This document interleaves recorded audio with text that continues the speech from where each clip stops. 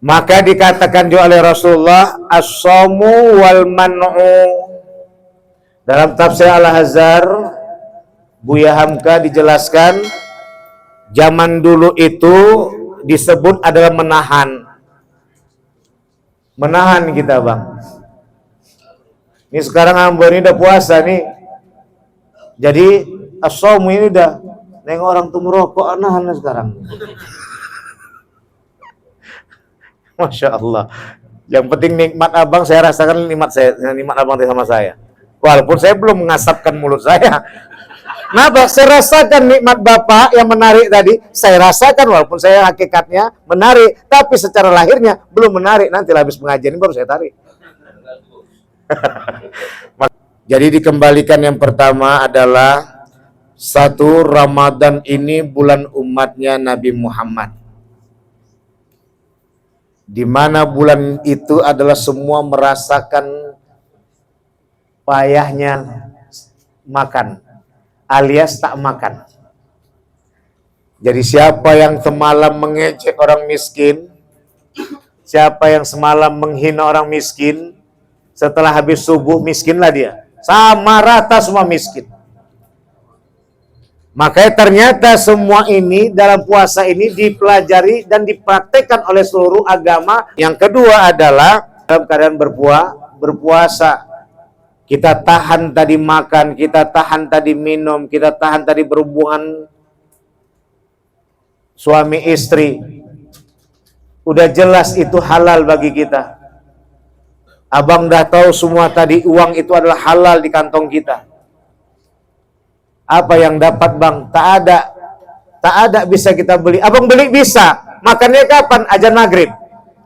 Di situ sadar kita bahwa ini adalah lillahi ma fis samawati wa ma fil ard. Milik Allah lah langit dan bumi beserta isinya. Rupanya uang yang ada di dompetku ini milik Allah, bukan milikku. Halo sahabat semuanya, salam giat. Berjumpa di channel Al.Andawi Andi. Jangan lupa klik tombol subscribe dan nyalakan loncengnya ya. Terima kasih. Astaghfirullahaladzim, astaghfirullahaladzim, astaghfirullahaladzim, astaghfirullahaladzim. Ilahi anta maqsudi wa ridhaka matlubi. A'udzu billahi as-sami'il 'alim minasyaitonir rajim. Bismillahirrahmanirrahim. Assalamualaikum warahmatullahi wabarakatuh.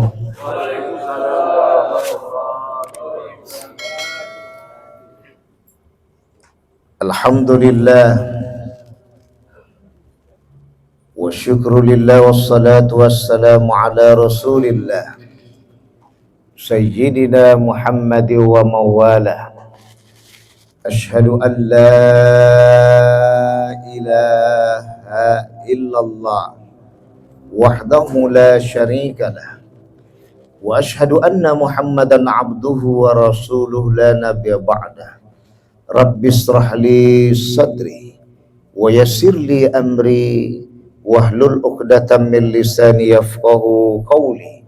Yafqahu qawli amma ba'd. Wa qala Allah ta'ala fi kitabil karim fi surati Al-Baqarah fi ayati 183. A'udzu billahi minasy syaithanir rajim.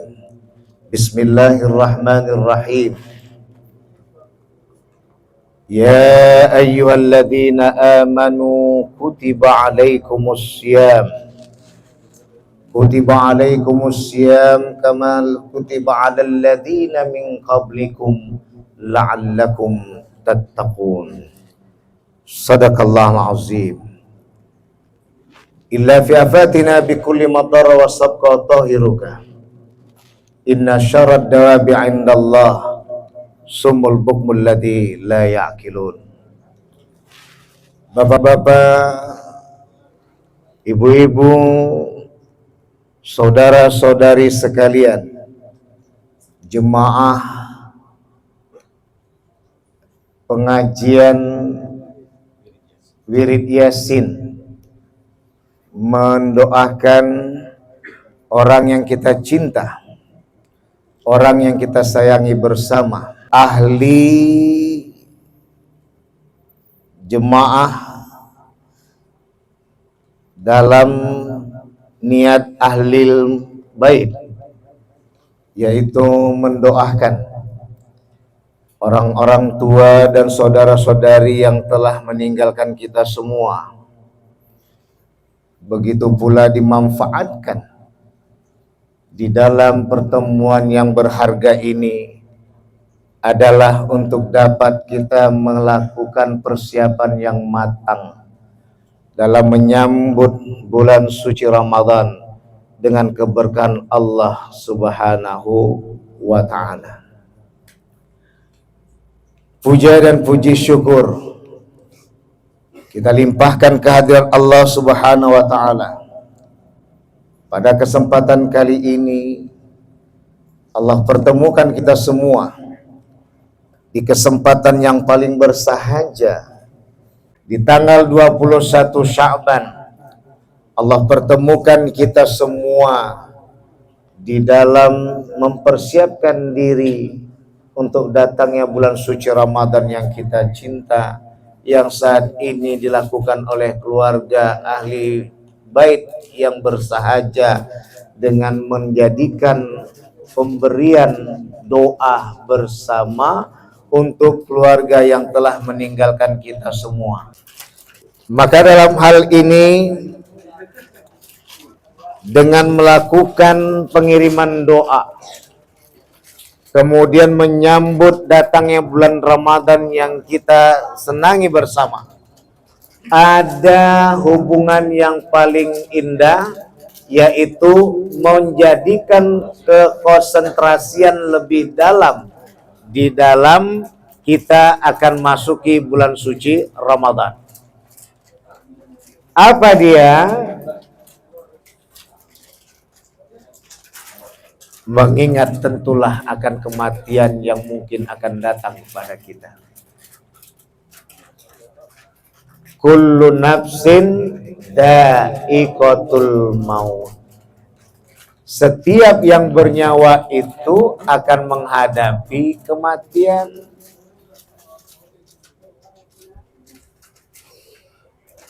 Maka inilah yang selalu dilakukan oleh kalangan-kalangan orang tua kita dulu, berbagai macam suku yang dialah adalah hamba Allah yang Maha Satu, melakukan di samping untuk menyambut Ramadan, disertakan dengan pengiriman doa. Kenapa? Maka masa ini semua yang kita sebutkan tadi bahagianya kegirangan luar biasa, Bapak. Di samping 5 waktu yang wajib kita memohon doa kepada Allah untuk orang-orang yang kita cinta yang telah meninggalkan kita. Di samping itu juga kita fatihahkan buat almarhum almarhumah yang telah meninggalkan kita dari muka bumi yang nyata. Di samping itu juga mengadakan pengajian seperti ini tentunya adalah mendatangkan kebahagiaan yang murni. Bahkan jiran-jiran sebelah itu pada ngeliatin, Bang. Itu pada ngeliatin semuanya. Jadi muncul pertanyaan, Ustadz, bila kami belum ada kesempatan, maka dalam hal ini, ketika kita mengadakan kajian majelis ta'lim, ketika kita menyampaikan fatihah untuk almarhum-almarhumah, maka tentunya yang paling wajib adalah memberikan doa setelah sholat 5 waktunya.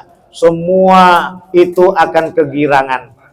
Bahkan jiran-jiran di antara almarhum-almarhumah orang yang kita cinta akan mengatakan betapa bahagianya mereka atau bapak ini atau ibu ini memperoleh kiriman doa. Insyaallah. Jadi saat ini bisa kita rasakan betapa bahagianya almarhumah ini. Inilah kenapa orang-orang tua dulu mengadakan kirim doa. Ditambah lagi ada majelis taklim. Apa majelis taklimnya? Maka ditempatkanlah dalam keluarga besar ini bagi yang mampu. Bagi tiada yang mampu, cukup tadi dengan sholat 5 waktu paling utama, ditambah lagi Fatihahnya, ada uang gope, ada uang sewu, silakan masukkan tabungan atas nama almarhum, almarhumah, yang penting tulus hatinya. Habis 5 waktunya, Fatihahkan, Fatihahkan, Fatihahkan, bahagialah almarhum, almarhumah. Maka bagi kita yang masih hidup ini, maka di sini kita akan sadar bahwa kita tidak selamanya hidup di muka bumi ini. Kullu syai' halikun illa wajha. Segala sesuatu itu akan hancur kecuali zat Allah. Maka dalam hal ini bapak-bapak dan ibu-ibu yang dirahmati oleh Allah, inilah yang pertama kita mengucapkan alhamdulillah. Sembari mengenang almarhum almarhumah, sembari itu kita dapat bersilaturahmi di penghujung Sa'ban tanggal 21 nih 1445 Hijriah.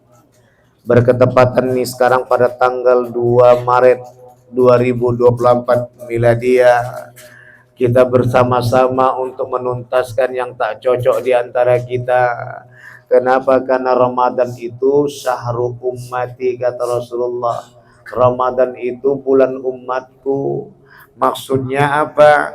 Bahwa Ramadan itu berharap tiada lagi permusuhan di antara kita. Tiada lagi tak cakapan di antara kita. Tiada lagi kedengkian di antara kita. Tiada lagi ketidakcocokan di antara kita. Kenapa? Biar Ramadan itu betul-betul nikmat rasanya. Rugi kita tak memanfaatkan Ramadan itu, karena Ramadan itu semua pintu surga terbuka. Pintu neraka tertutup. Segala kebaikan terhimpun. Apapun yang bapak-bapak dan ibu-ibu, abang dan kakanda niatkan untuk berbuat baik, walaupun tak nyampe, tercatat. Apalagi nyampe, 2 kali catatan. Jadi bagaimana kupasannya? Maka disitulah diharapkan tidak ada lagi Ramadan untuk permusuhan. Maka dikatakan bulannya umat Nabi Muhammad, karena waktu itu adalah yang ada adalah berkasih sayang, berkepedulian, saling memperhatikan. Dan inilah nanti bagi siapapun yang berpuasa di bulan suci Ramadan, ia akan masuk di pintu surga yang bernama Raihan.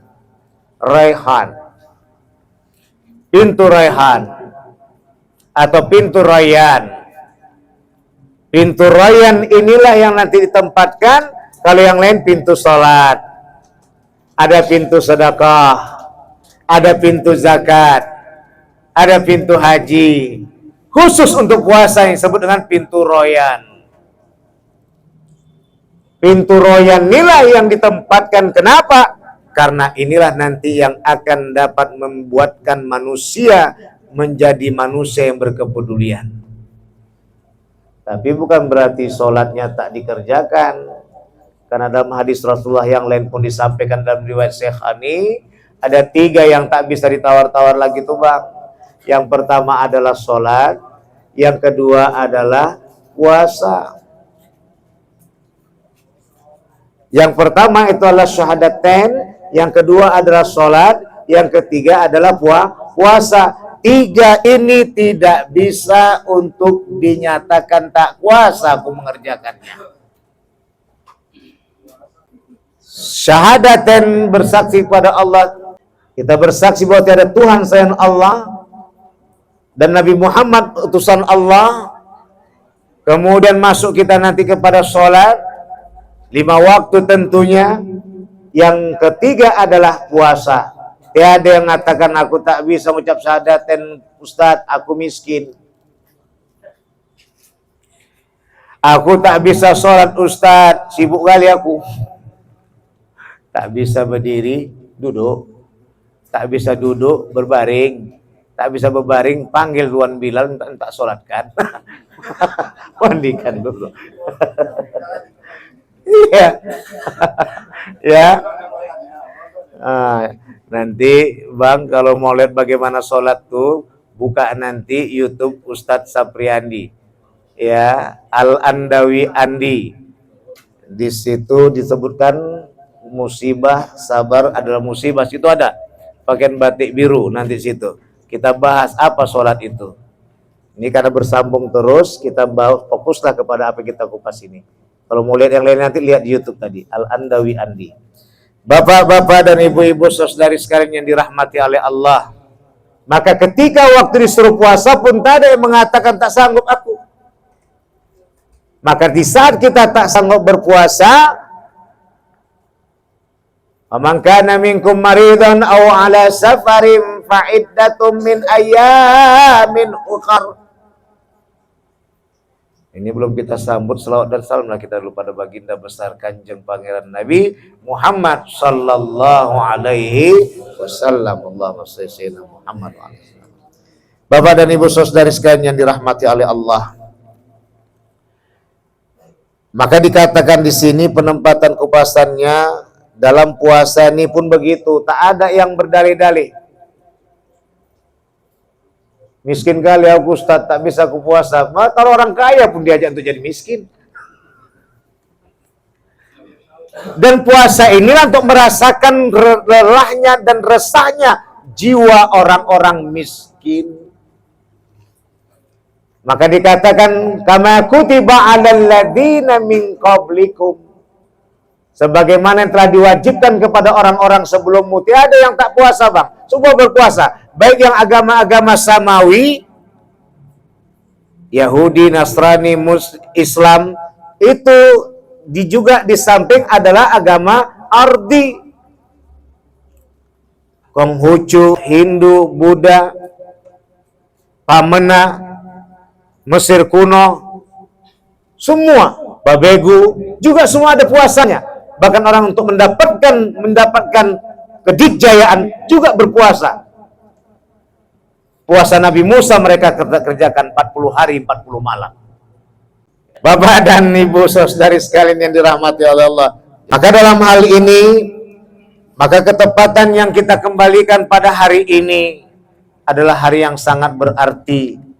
Hari yang sangat berbahagia bagi almarhumah yang kita baca kurang lebih 11 orang tadi. Ditambah lagi hari almarhumah, orang-orang tua yang anak-anak dan cucunya, cicitnya yang ada di sini ikut mendoakan tadi, Masya Allah. Semua merasakan bahagia kegirangan di malam ini. Betapa indahnya bila tiap-tiap hari kita lakukan ditambah sholat 5 waktu tadi. Jadi sholat tadi Bang sebenarnya ini biar nggak jadi PR. Kita besok tak sempat lagi sibuk-sibuk membuka YouTube saya.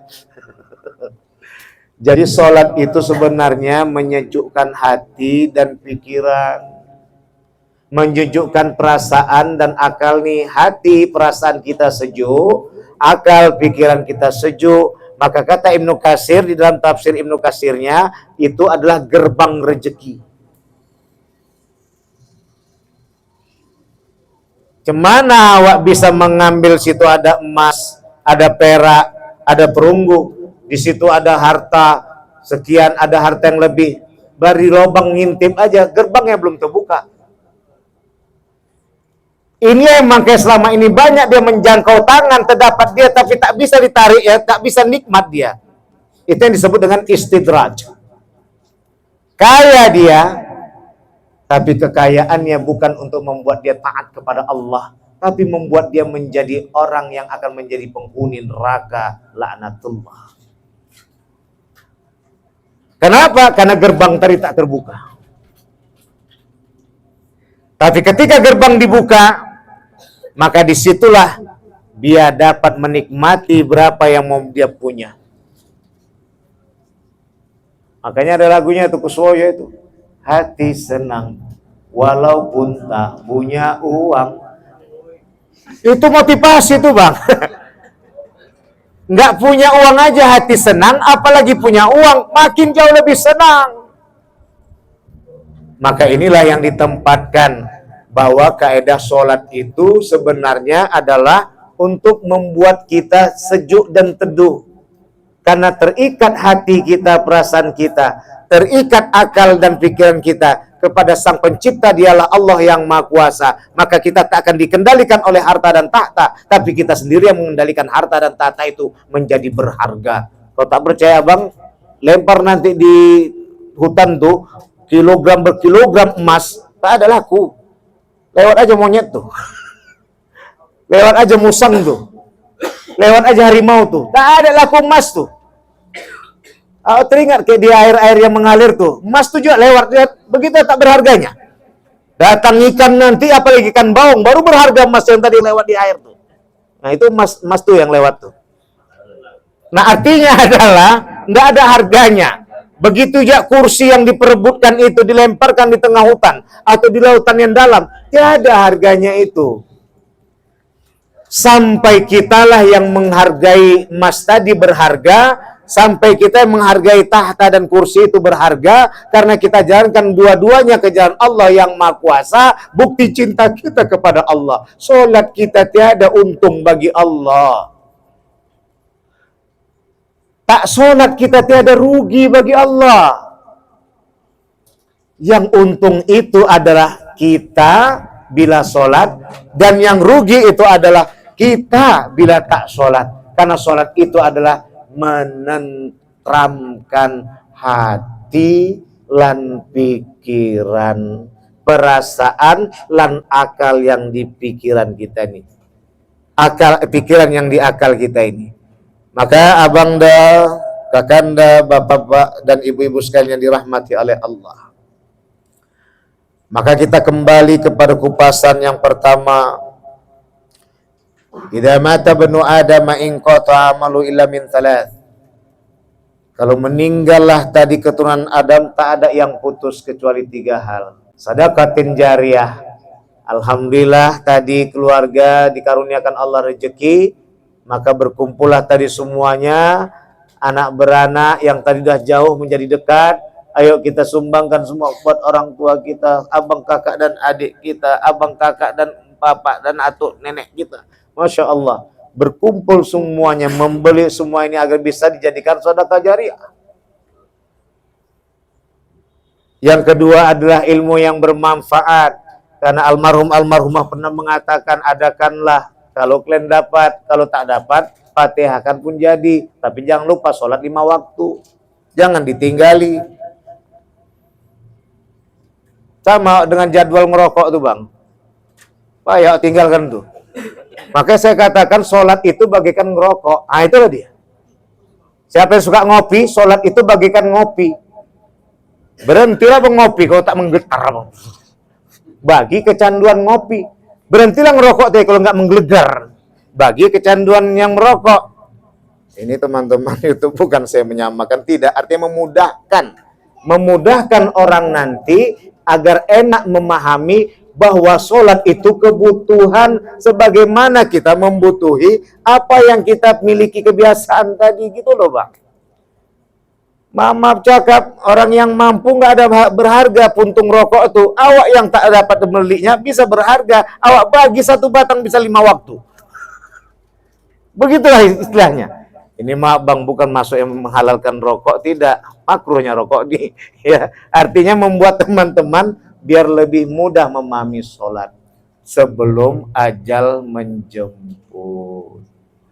Maka tadi kajiannya bukan ada untung sama Allah kita sholat nih. Bukan ada rugi sama Allah tak sholat nih. Maka inilah almarhumah mendatangkan kaji kepada kita semua sebelum mati. Dengar kata Ustaz tadi. 3 hal inilah tadi. Syahadaten, kemudian sholat, kemudian puasa. Kalau zakat itu tak punya duit kita. Yang punya duit yang bisa. Haji tadi tak punya duit kita, cukup. Yang punya duit silakan, maka tak dimasukkan 2 lagi.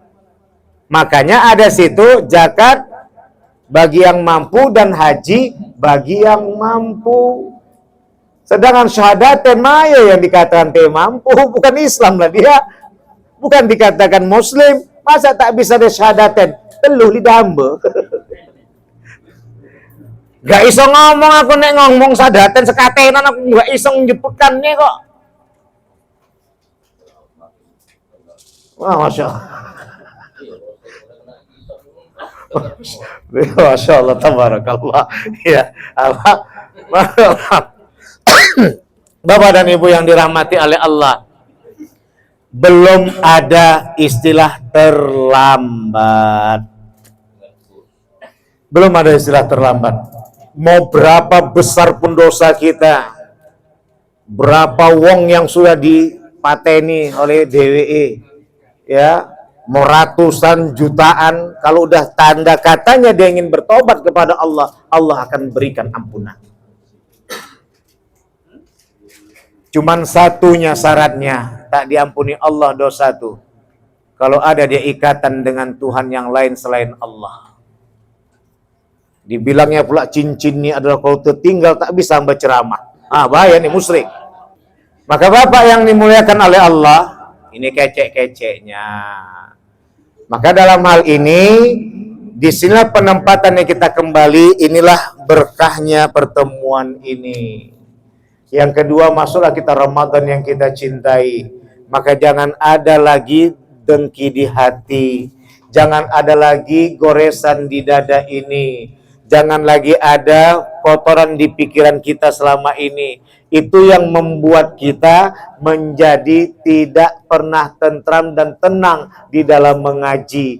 Apa yang dimaksud mengaji? Dari mulai pagi setelah subuh kita pergi, diingatkan dengan zuhur yang sangat berarti. Orang waktu itu dalam keadaan lelah sendiri. Ternyata 4 rakaat menenangkan jiwa dan pikiran ini.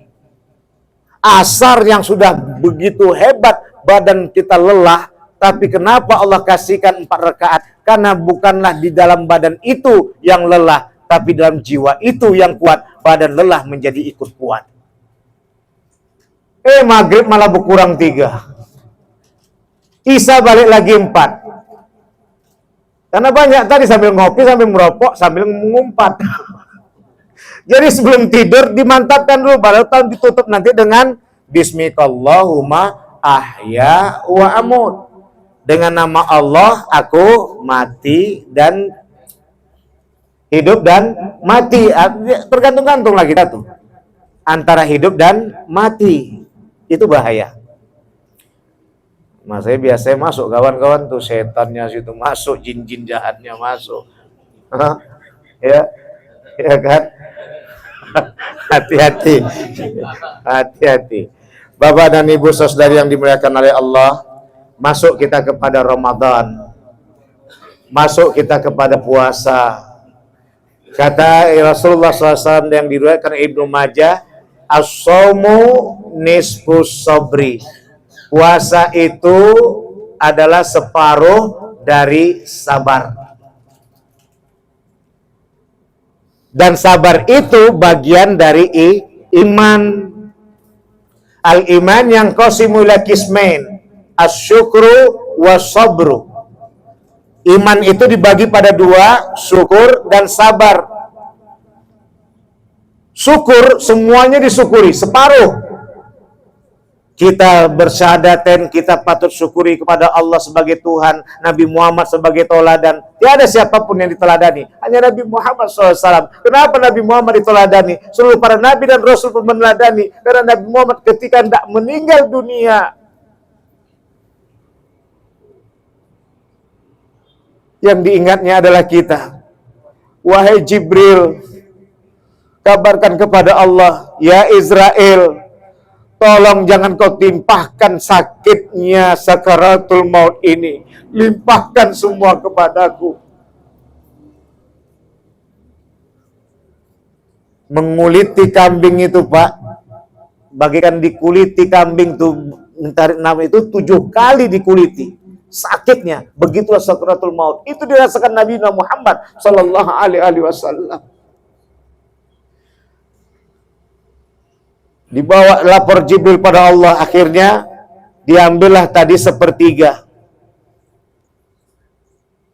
2/3 tetap sama kita. Masya Allah. Nggak bisa ya Muhammad, karena itulah yang akan menjadi bagian dari mereka untuk menunjukkan cintanya kepadaku, kata Allah. Inilah kanjeng Nabi, baginda besar Nabi Muhammad sallallahu alaihi wasallam. Masya Allah. Ditambah lagi pernah Abu Bakar bermimpi. Maka di saat itu, di situ Allah berikan kehendak kepada Abu Bakar bisa melihat Jibril, kawan-kawan Rasulullah, Israel, Mikail. Kenapa ramai kali ini? Siapa engkau? Kami para malaikat ya Abu Bakar. Kami lagi mau jemput Rasulullah. Kenapa? Rupanya Rasulullah sudah habis masanya. Mana beliau? Itu beliau lagi bermohon pada Allah. Kenapa beliau belum bangkit? Karena beliau memohonkan biar umatnya semuanya masuk surga. Termasuk orang yang membunuh, orang yang berzina, orang yang mabuk-mabukan, orang yang melakukan segala kemaksiatan. Selagi dia masih mengakui Allah Subhanahu wa taala adalah Tuhan satu-satunya, tiada Tuhan yang lain selain Allah, masuk dia kepada surga.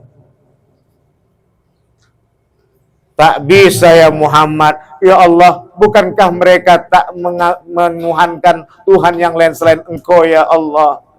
Cuman mereka karena mungkin tak mampu mengendalikan nafsunya, tapi mereka tetap mengakui Engkau adalah Tuhan satu-satunya.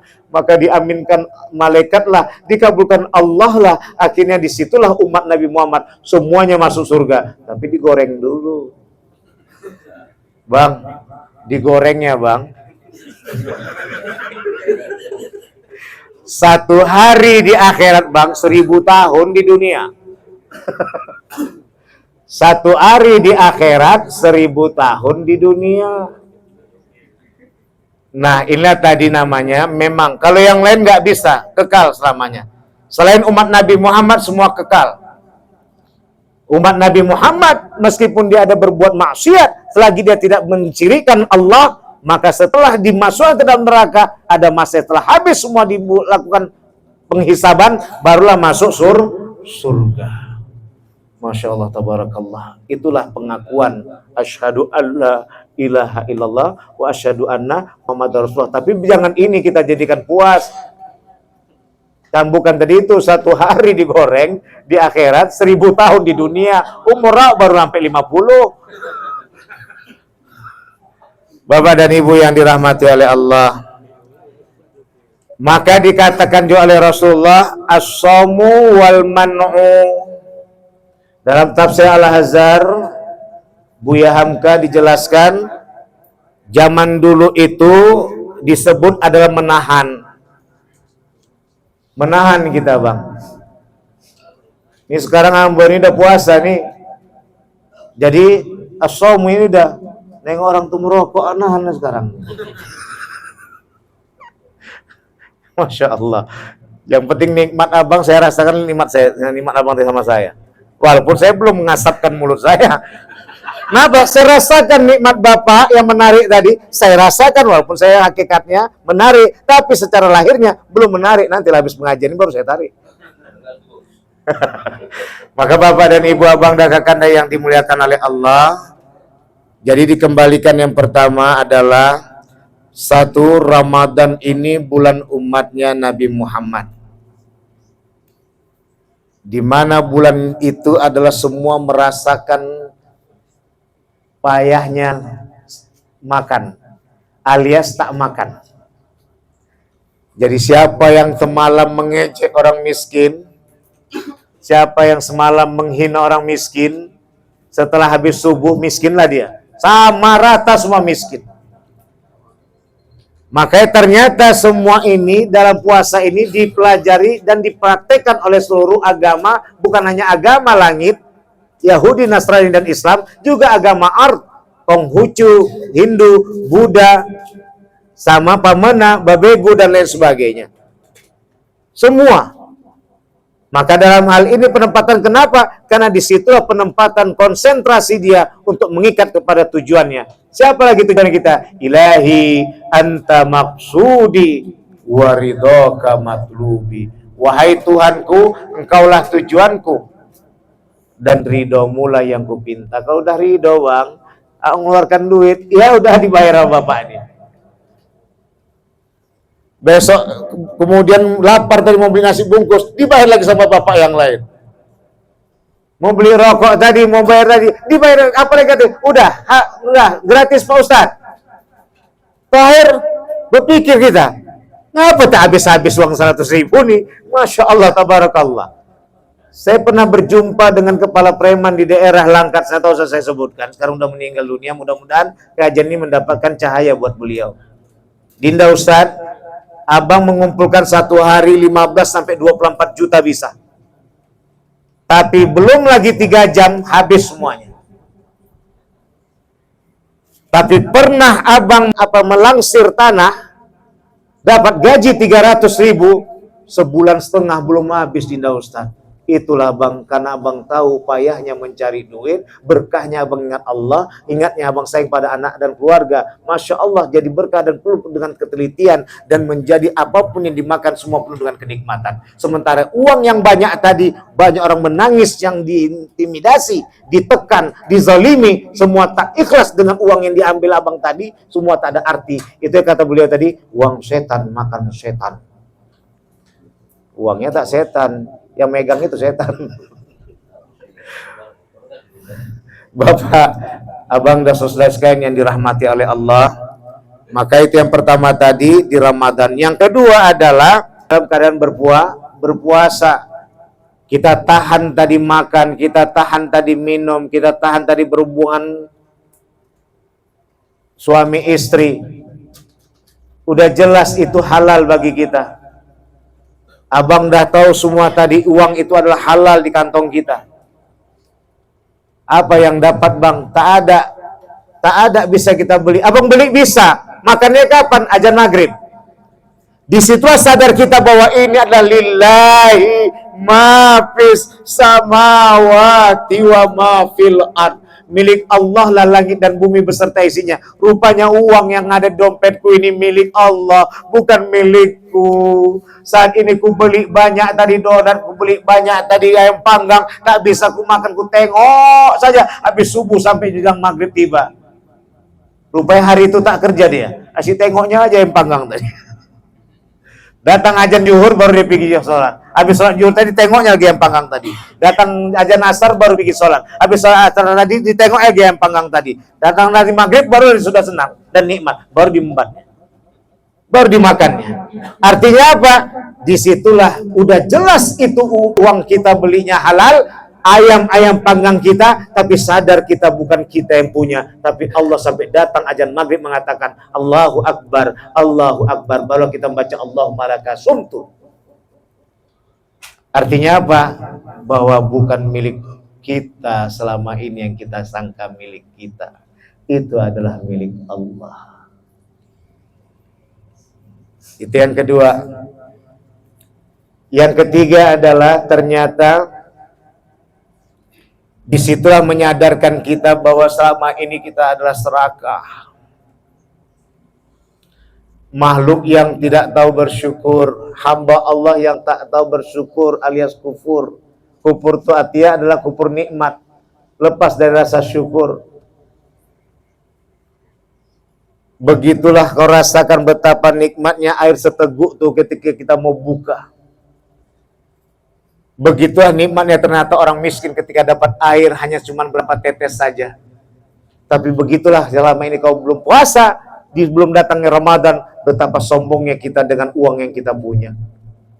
Lupa kita sama jiran tetangga, tak berbagi kita dengan mereka, tidak merasakan apa yang kita rasakan bila kita jadi dia dan dia jadi kita. Betapa sedih kita ketika dia yang kaya tak memperhatikan kita yang miskin, kita yang kaya Islam ini tak memperhatikan dia yang miskin.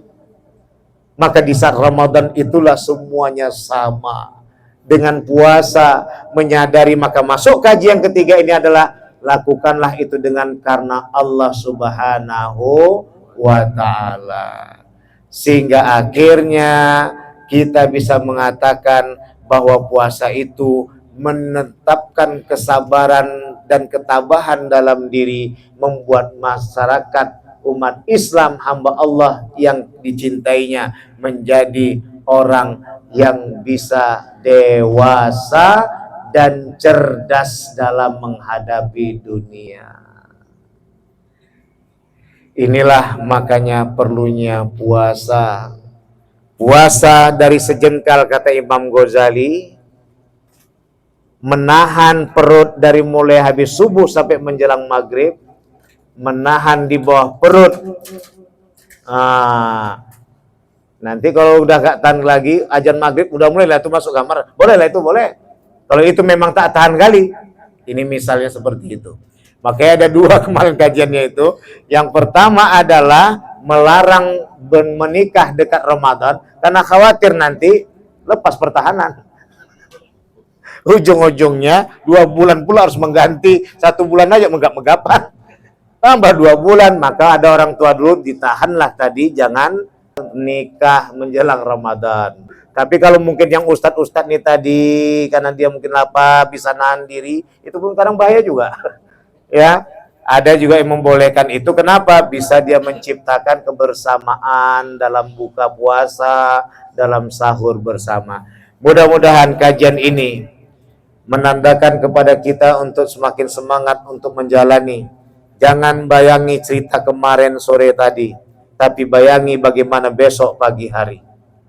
Jangan katakan kemarin sore berapa banyak lembaran hitam yang kupegang dalam genggaman, tapi katakan masih ada besok di toko buku putih yang perlu kuisikan dengan lembaran masa depan.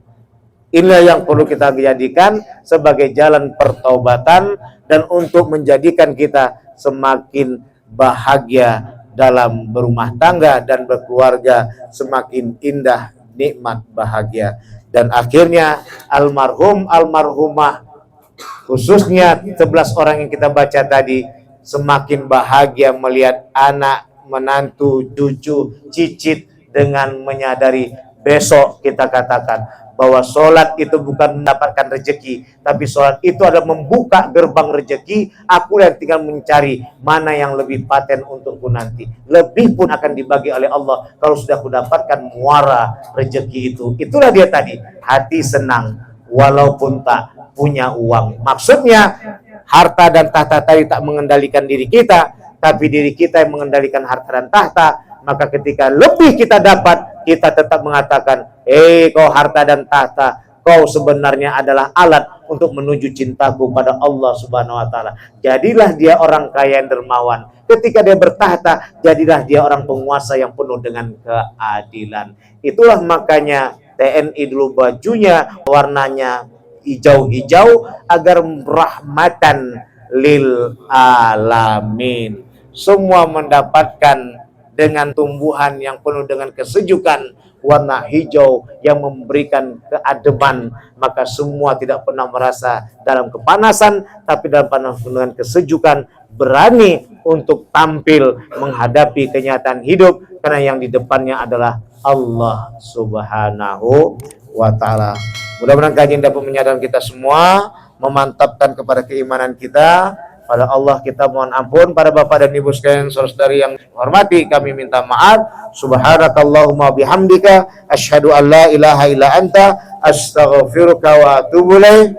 Wallahu muwaffiq ila aqwamit thoriq. Wassalamualaikum warahmatullahi wabarakatuh.